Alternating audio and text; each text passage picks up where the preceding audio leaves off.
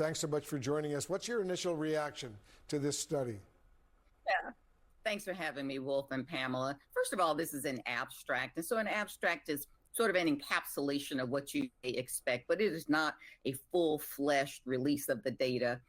Secondly, many limitations in this study. For instance, it's unclear whether people who were in the control group actually had just more chronic types of insomnia or longer durations. The reason that is important is because sleeplessness in itself is a risk factor for heart disease. So it's unclear whether melatonin was actually causing that or if melatonin is just a marker of people who have more severe levels of sleeplessness.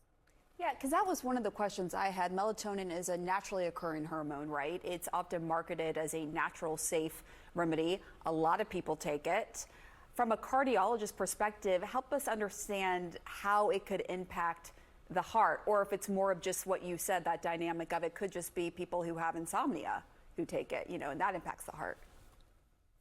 Melatonin is quite interesting. It's secreted by a gland deep in our brain called the pineal gland, and it actually responds to darkness. So it begins to secrete when it becomes dark, and it helps us sleep. It helps us to relax. That's how it works in our circadian rhythm.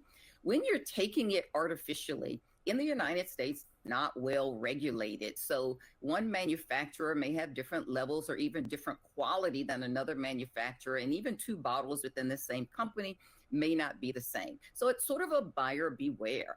But overall, when you're taking melatonin, it is to help the body relax. If you are a heart patient or a blood pressure patient, it can interact with some of the blood pressure medications like calcium channel blockers. That's a big category. It can make your blood pressure go up a little bit. And then there are other medications where it might actually drop your blood pressure. So one thing I want to caution about this study is it does not show cause and effect. It has many, many, many limitations, and it rather suggests an association. So very quickly, Dr. Morgan, if people who are watching right now are taking melatonin, should they reconsider and stop taking it?